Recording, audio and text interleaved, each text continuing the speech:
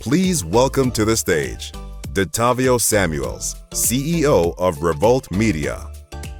Moderated by Sean Lee, Global Vice President at Coca-Cola. Hey, good morning, good afternoon, and good evening. Thank you for joining me for today's Excellence in Action session. And I'm your moderator, Sean Lee, and I am super excited to be joined by Detavio Samuels, CEO of REVOLT Media. Before we jump into it, I just want to say we're looking for some energy this afternoon. So if you have any questions, please drop them in chat and we'll get to them as quick as possible. Now, Detavio, you are one of America's youngest CEOs. You've helped build some of the biggest brands in the country, from Chrysler to Walmart, Johnson & Johnson to the NBA. You're a Duke alum, a Stanford alum twice, and you're on the board of Ben & Jerry's. It sounds a lot like a superhero to me, and I know every superhero has an origin story. Tell me, what's yours? First and foremost, let me just say, brother, I'm honored to be here. Thank you for having me.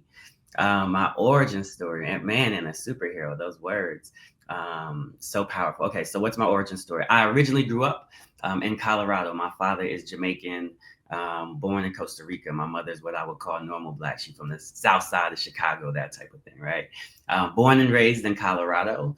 What I'll say about what I've learned in my older age is that what's important about what I do today, based on where I grew up in terms of my childhood. My mother was a fierce proponent of following Christ. From her, I get my faith and my ability to believe that all things are possible because of the God that I personally choose to serve. From my father, I get this. My father was a college professor. He taught African American studies. When you walked into my house, it was like walking into a Black museum. He studied African American lit like there was no other. And so from my father, I get this fierce love for Black people, for Black culture, and an understanding and a point of view on how we get from where we've been to where we are. So growing up, grew up in Colorado. You named all the right things. I ended up going to Duke University, then Stanford University. Coming out of Stanford, I went to Johnson & Johnson. I did global marketing there for a couple of years. Decided at that point in time that that's not the side of the business that I wanted to be on. I wanted to be on the side of the business where people were creating the ideas and developing the strategies and then coming in to present to clients. And so from there, I jumped into the advertising world. This is 2007. And honestly, my truth, I've been working for Black-owned businesses ever since then. And so I'm working for Don Coleman, who built the #1 multicultural agency in the nation. He was the only person who took Black, Latinx, Asian, put it all under one roof. And so from Don, I get my understanding of cultural marketing, cultural insights, how to start to tell stories. But I end up leaving Global Hue because I got tired of making what I felt 30-second spots. People were always trying to ignore the things that we were creating every day. And I got exposed to branded entertainment and fell in love with that. So this idea that you could help brands tell their stories, but you could do it in content that people would choose to consume.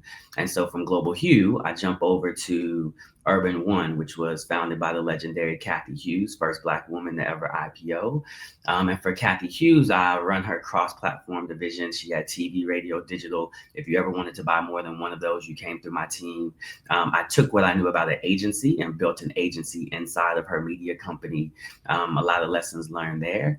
And then the last piece of it is, and I give Kathy and Alfred all the credit for this, they gave me their digital media business to turn around. I'm a young 30-something kid who knows nothing about running a digital media business, but they made a bet on me. And so I ended up running her digital practice. And in 2020, as COVID hits, I decided to leave my wonderful family at Urban One and join my team at REVOLT. And now I work for the legendary, iconic Sean Diddy Love Combs, whatever people, you can always tell how people know Puff based on the generation, what they call his name. But anyways, I now work for Sean Combs, running an amazing organization full of amazing people at REVOLT. And where we wake up every day just trying to change the world for our people specifically, I should say. No, I get that. So in that, with that myriad of experiences there, is there any one salient one that comes to mind that helped you prepare for your role as a CEO of REVOLT? No, I would actually say it is the culmination of all of it. You know, when I come out of Stanford at 25, at that point in time, it was on my heart that I was to be leading an organization, to be an entrepreneur. That's what I wanted. That's when I got the dream. And I would say that I felt like from 25 to, I'm now 41, 25 to 40, I felt like I was banging my head against the wall because the dream was not manifesting in the way that I believed that it should. Now that I am where I am and I can look backwards, it feels like every single thing that I did was just God preparing me for this moment, teaching me how marketers and advertisers think at Johnson and Johnson, so that when I'm in this seat, I can sell and speak their language. Understanding cultural marketing, cultural insights. That's all we do, leveraging the power of ethnic insights and hip hop culture to move culture. I get that from Global Hue. Revolt was very much a cable linear business when I came to it. And it was a business that needed to go digital. Well, it is Kathy and Alfred that give me that opportunity to learn digital media. And so every single thing that I did in my career, I didn't know at the time, was preparation for this moment. And so now I feel confident, I feel prepared, I feel blessed for the assignment that's ahead of us. Okay. So I've heard in previous interviews that you want to bolster content by addressing important topics to the Black community, such as intersectional feminism, uh, socioeconomic discrimination, and wellness. Tell me from your words, what is Revolt going to be, and what is its mission? Yeah. So the way we talk about our mission, I'll start at the top, which is the way we talk about our purpose. So why does Revolt exist? We would say we exist to shift the narrative for Black people globally. Why globally? Because we believe that the challenges that Black people have with racism and oppression is a global problem, and global problems deserve global solutions. How? So then our mission, how are we going to go about doing that? We wake up every day trying to build the world's largest, most powerful Black storytelling engine on the planet. And the way that we get there, and I'll do this really quickly, is my point of view on a lot of what's happening from a social justice perspective is that social justice is simply a war of imagery and storytelling. That you can take it back to the 1400s to a gentleman named Gomez de Zurara, who we call the first racist. And Gomez is the first person to write a book that ultimately says Black people deserve to be enslaved because they are less than, because of the color of their skin. So is slavery new? Nope. People been enslaved their whole life. I mean, you would go to war and either you got slaughtered or you got put into slavery, right? He's the first one that makes it about our skin color. He's the first one that says, when you are born this way, you are uncivilized, you are untamed, you are savage. And that book he creates, there's no New York Times back then, but it takes off like a New York Times bestseller across all of Europe. And so all of Europe begins to understand this idea, right? Media content is simply the industry of ideas. And so then it is no surprise that as Black people land in America, what do? The first thing we do is we put them into slavery because they are uncivilized and untamed and savage, right? It is no surprise that when you get to 1776 and we decide all men are created equal, we meant all men are created equal, which did not include.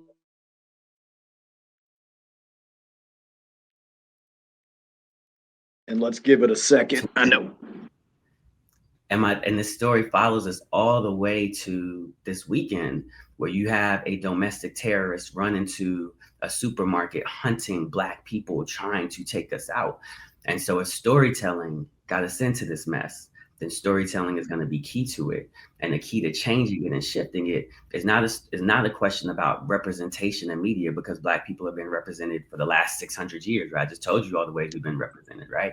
It is about control. Black people must have control of our narrative. We control our storytelling. We must present ourselves to the world through our lens, not theirs, because their lens has never, ever, ever worked for us. And so that's what we do every day at Revolt. We are empowering Black creators to tell our own stories and our own narratives through our own lens. Okay, so now that we got through all the pleasantries, I know who you are and I know what Revolt is now. So let's dig a little deeper here on shifting the narrative and storytelling, right? So in the media, and let's be honest, in the workplace, too often Black men are portrayed as either the victim or the villain, right? we're the character that people are taught to root against, not root for, and we don't have any great protagonist stories out. So how are you going to use Revolt to change this narrative? Yeah, it's all of the things that we just hit on in the question before. It is all about empowering Black creatives and Black creators to tell our own personal stories. It's also a piece of there's so much history. Black history is missing history. Nobody talks about Mansa Musa, who the richest man to ever live on the planet was a Black man. No one talks about Toussaint, who helped lead the Haitian Revolution, and I believe Haiti is the only country that we have where we ultimately were able to defeat the colonizers and send them back to where they came from. There is no Louisiana Purchase. There is no New Orleans in the way that we know it if there is no Haitian Revolution and no Toussaint, right? So part of it is about digging deep into our history to tell people, like, we believe there are blockbusters in our history and people just aren't paying attention. And so part of it is about digging into our history to tell these stories that, again, can change perspectives in terms of how people see us and interact with us. But it's not just the past, it is about the future. We need to let, there's a Black person who has the Game of Thrones in their heart right now. There's a Black person who has the next Star Wars or Marvel in their heart right now. And freeing Black people to tell those stories, those superhero stories, but through our lens, we believe is the key to helping to shift the narrative around how people see us. Okay, so but why do you think the narrative is so pervasive at this point? I mean, we know it's been going on for hundreds of years, but Yeah. how do we get across the challenge that's out there to change the narrative? How are you Yeah. going to do that? Yeah, so it's nothing about representation. It's all about control, and it's interesting because if you look at it from a non-Black perspective, so let's take Russia and the Ukraine, right? If you talk to Ukrainians right now, when you see them on the news, what their story sounds like, these people came into our land, my children, like, and started dropping bombs and missiles. These people are blowing up maternity wards. My children can't live outside. We are living in subway stations trying to protect our. That's what the story sounds like from their lens. But if you talk to Russia, they'll say that's all fake news. None of that is happening, right? If you approach it from more of a gender perspective, and you think about the Me Too movement, when you talk to men, it'll sound like she wanted it, or she did this, or she deserved it. When you talk to women, it is like he is a monster. He has systematically developed a pattern of abusing women in this way. Ultimately, it always comes down to who gets to tell their story. One of my favorite proverbs is an African proverb that says, until the lion gets to tell his own history, the tale of the hunt will always glorify the hunter. At Revolt, we are just trying to put the pen in the hands of the lions. The hunter has held the pen for way too long. And so that's why you have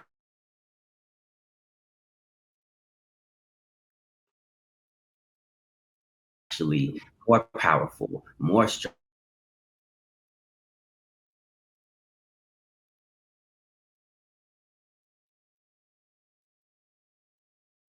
The world doesn't know.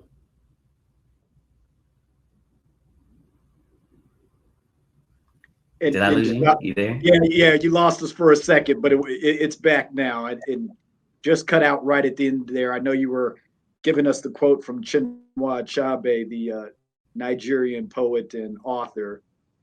So going back to, we heard that we always glorify the hunter, but I know part of that is the story of the hunt will also Yeah. reflect the agony, the travail, the bravery, even of the lions, right? And we are the lions. We need to tell that story. So, um, That's follow, exactly what I was saying. Ultimately, the lion could be perceived as being more powerful, was my point, right? yeah, That the lion is bold, the lion is courageous, the problem is the lion has never held the pen, right? And so what we have to do is put the pen in the hand of the lion. that's it. That's it. So, what are you have all of these stories, and I see the wealth of storytelling that's sitting at your fingertips right now. Do you want to highlight two or three stories that are on the tip of your tongue that aren't getting enough shine right now? Mm. Oh man, there's so many. Um, this one may feel a little This might feel a little selfish, but I'll do it because I'm fresh off of it with the Billboard Awards. I wake up every day working for an incredible icon named Sean Combs. Sean Combs, has a storied history. And a lot of times when people talk about Sean, they'll talk about earlier interactions, maybe around women or how he was treating artists. But the Sean Combs I see every day wakes up every single day trying to solve problems for Black people. When Black people couldn't get PPP, when COVID first hit, he launched a business called Our Fair Share. He understands the importance of storytelling. We've been programmed for hundreds of years by them. It's time for us to be programmed by us. He has given Revolt the green light to do whatever we need to do to tell these stories. All across the board, like it's difficult to find Black entrepreneurs across the internet. It's difficult to find Black merchants. We are creating a Black Amazon that aggregates the long tail of black merchants and creators. And so I just look at his story and see a world where sometimes allow us to evolve, sometimes make us be stuck in our past. And I think that he himself has an incredible story in this moment that is unknown and unheard. I could probably run through a few.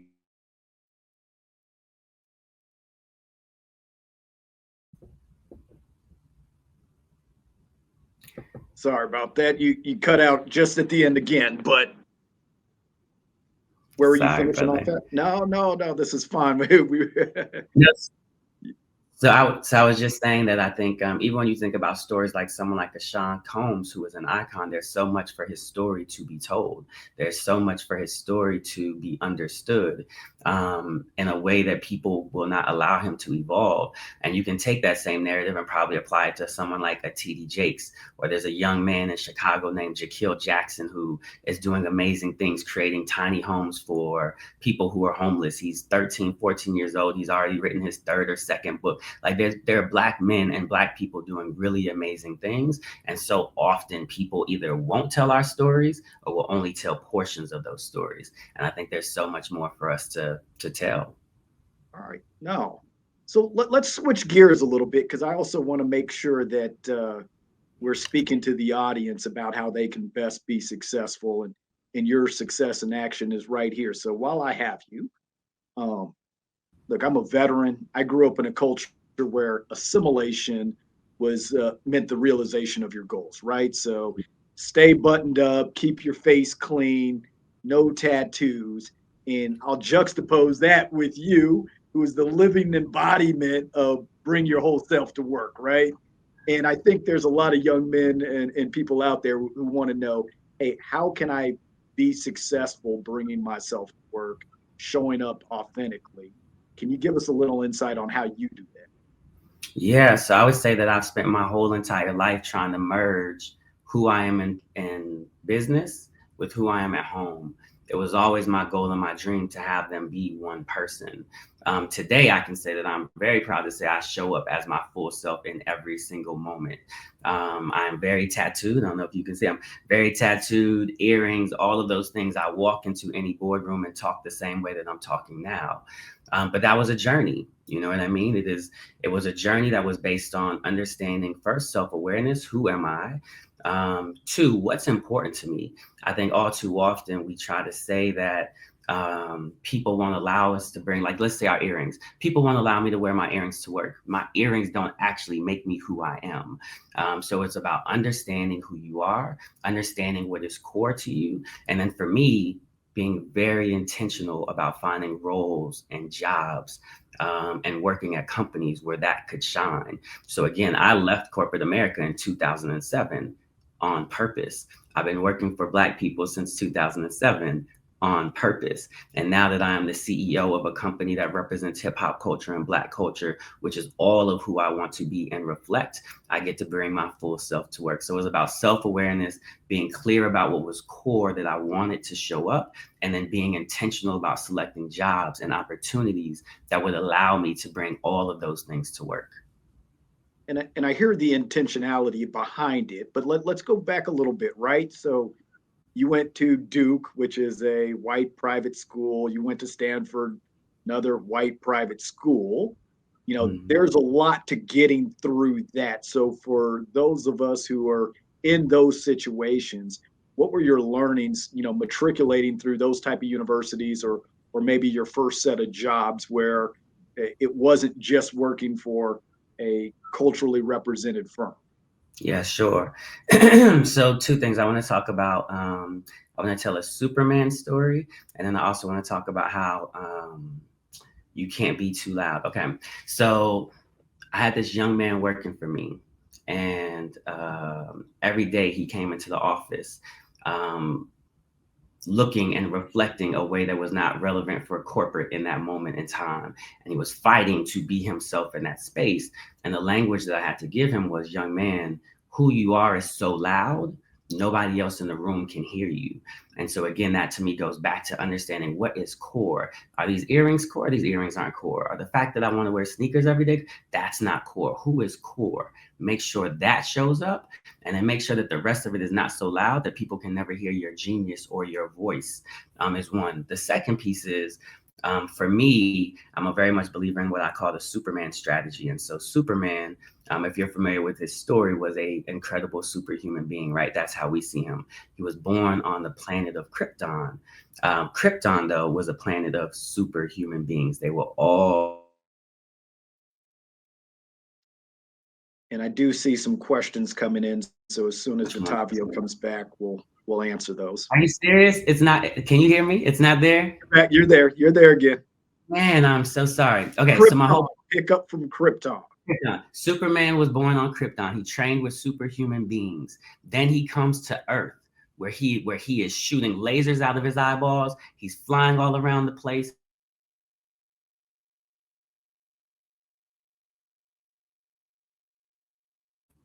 All right.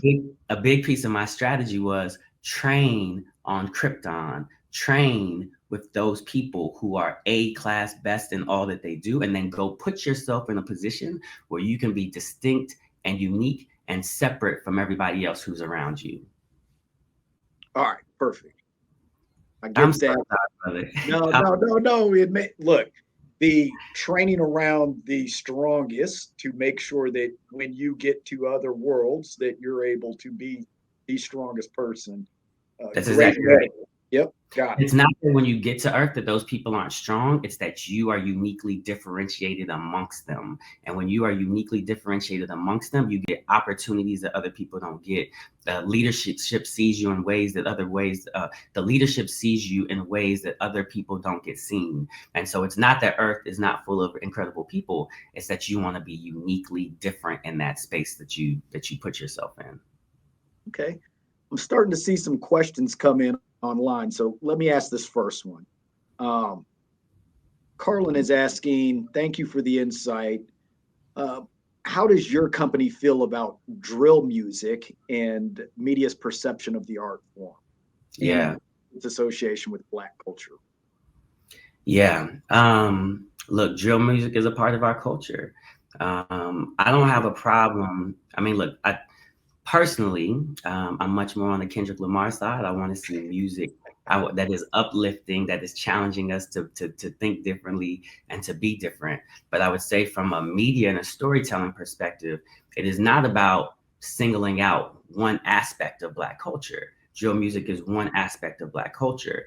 What's important to me is making sure that we are telling the balance of it all, that we are showing all sides of Black culture. If we're going to do a documentary on drill music and help people understand what's going on there and the lessons that can be learned and what we need to do, cool.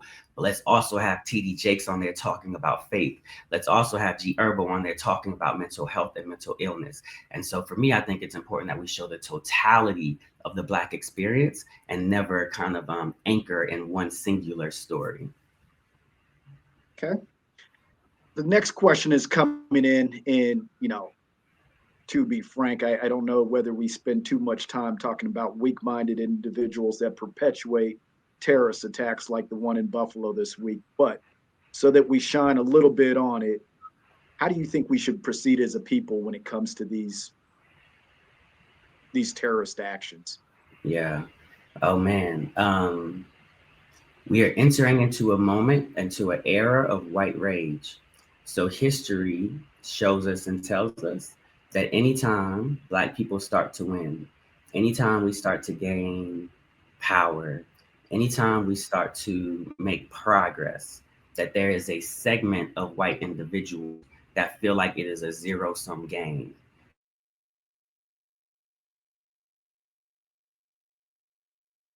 Yeah, only having enough pieces of the pie for two people. And that segment of white people then typically go to destroy everything that they can. That means everything from suppression of the Black vote to lynchings and murders like we just saw this week.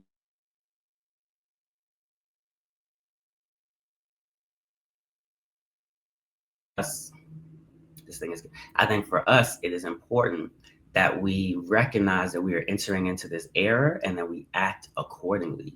That means everything to me, that means everything to me from we need to make sure that we are protecting ourselves and our families. I think this is a moment, which I'll say, where I think it is important that we are okay. Many of us are okay carrying arms and learning gun safety and making sure that we are protected when we are with our families in grocery stores.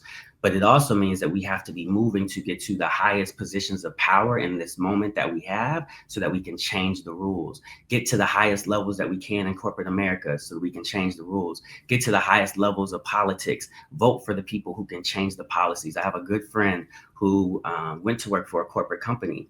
Inside that company, he made a rule: every single team that gets hired from an outside firm has to have 10% Black people on it. He changed the policy, which changes the rules. And so I think everything from being okay with gun safety and protecting our families to getting to the tops of organizations to voting the right people in power so that we can change policy, all of those strategies are critical for this moment that we're in, because it's definitely going to be white rage and it's not going to change anytime soon.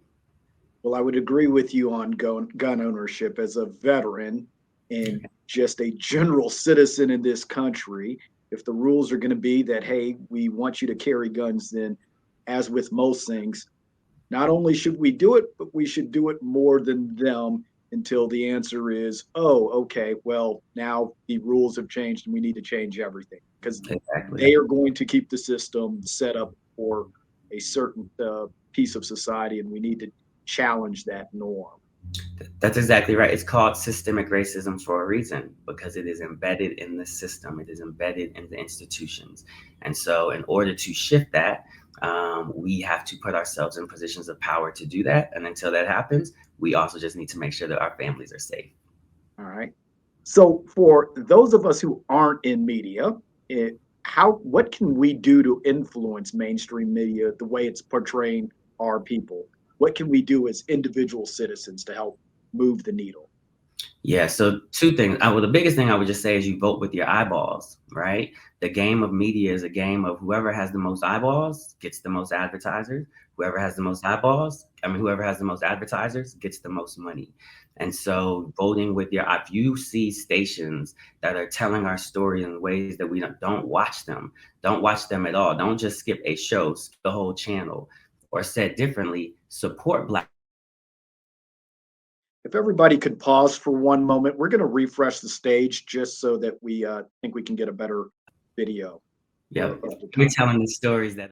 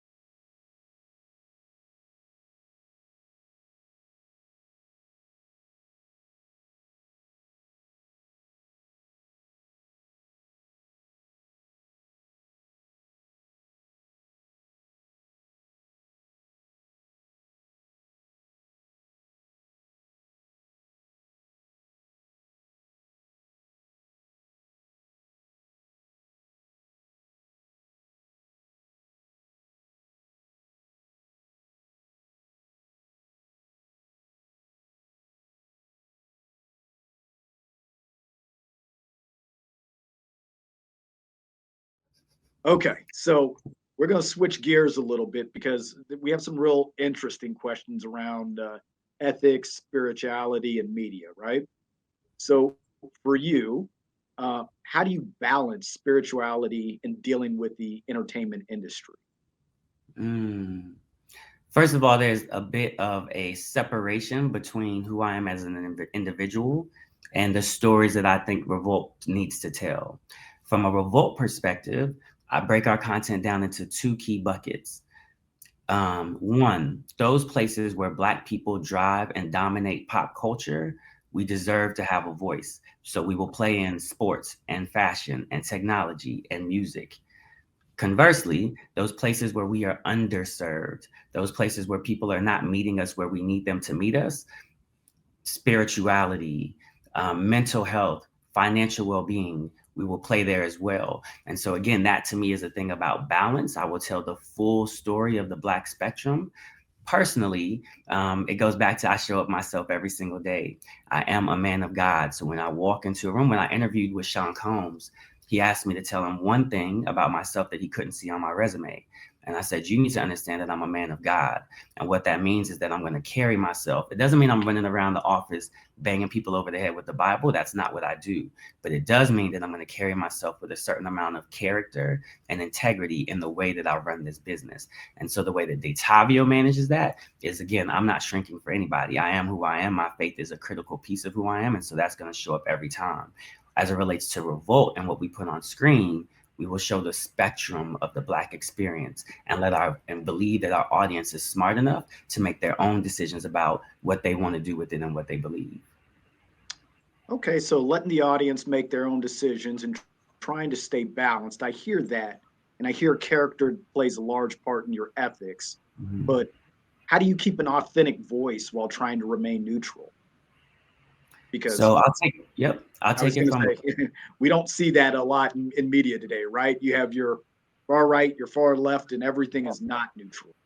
Yeah. So we have a show called Revolt Black News, right? Revolt Black News has a couple of key pillars. One, we want the best talent, Black talent, in front and behind the camera.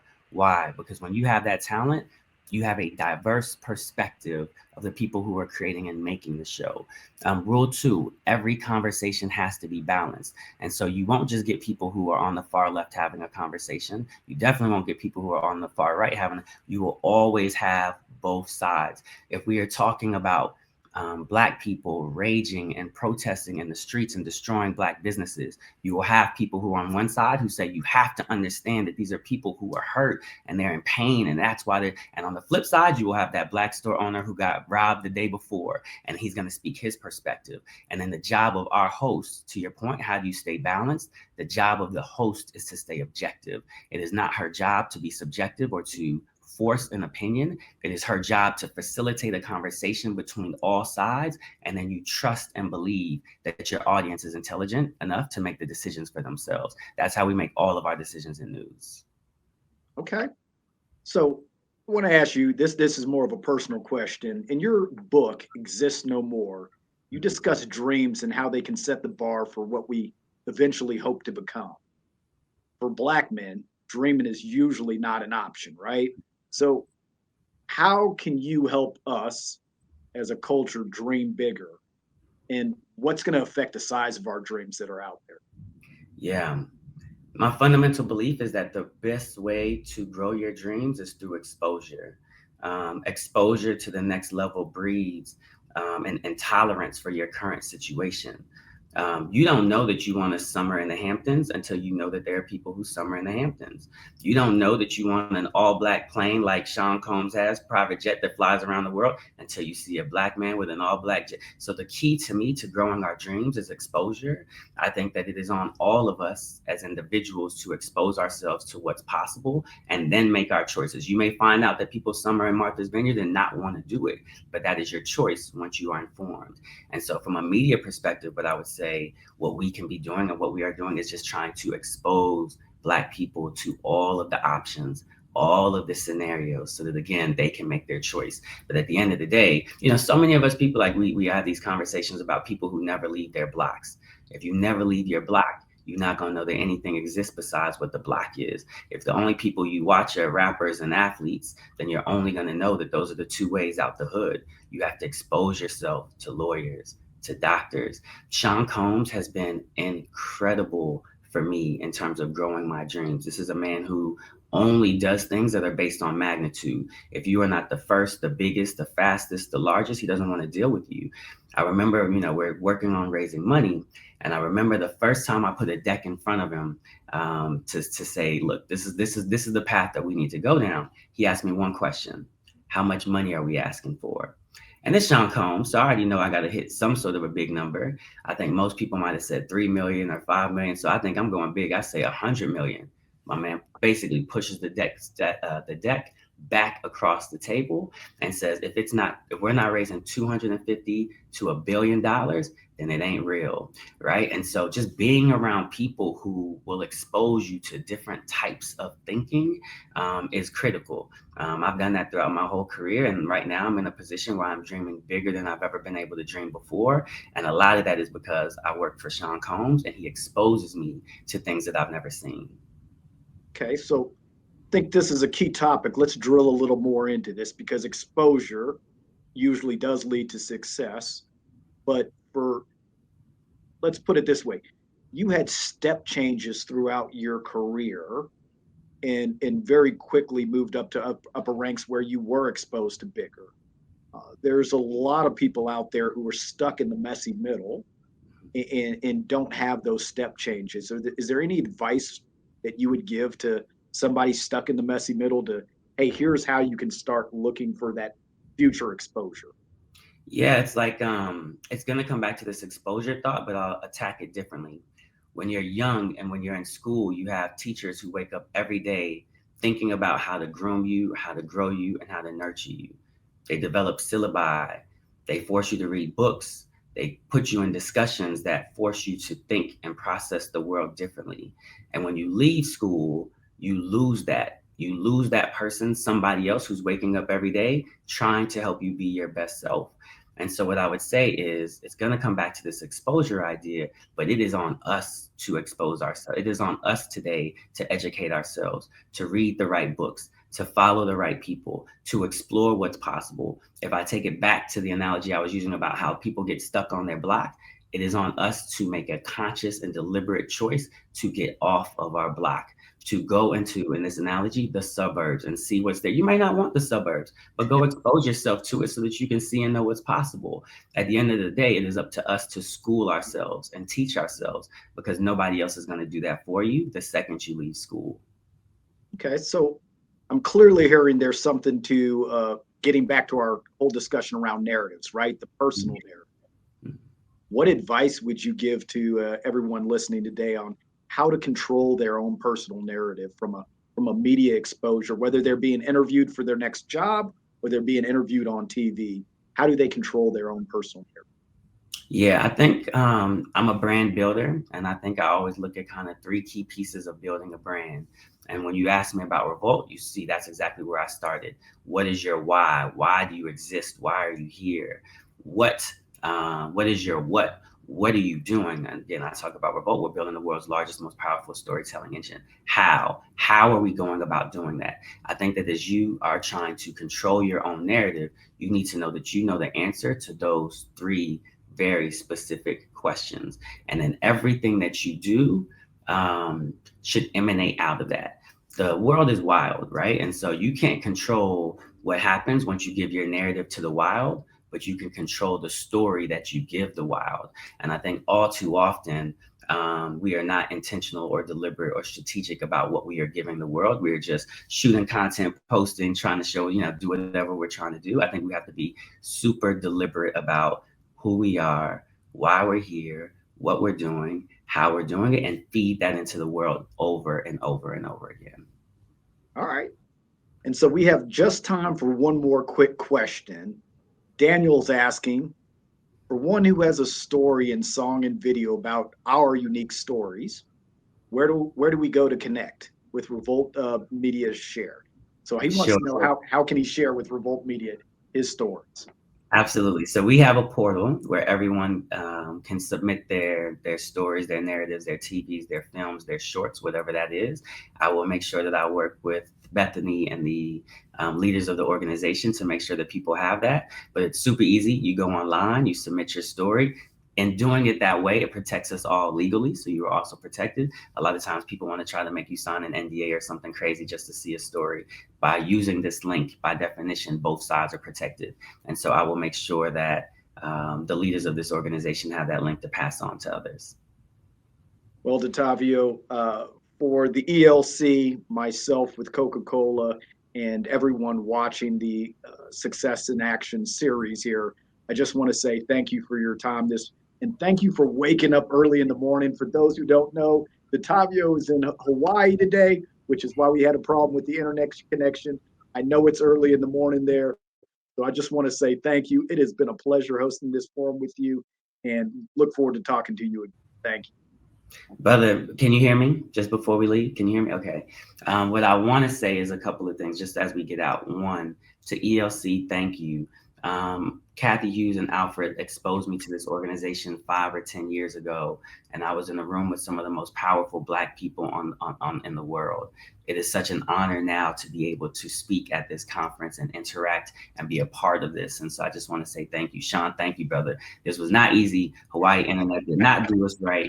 And you, my king, like king, you held it down. So thank you very much. And to the audience, thank you for being here. I pray and hope that whatever you. And I know he's saying thank you to the audience. I thank everyone. Tyler, you can take us out. I appreciate you guys. Thank you for the session.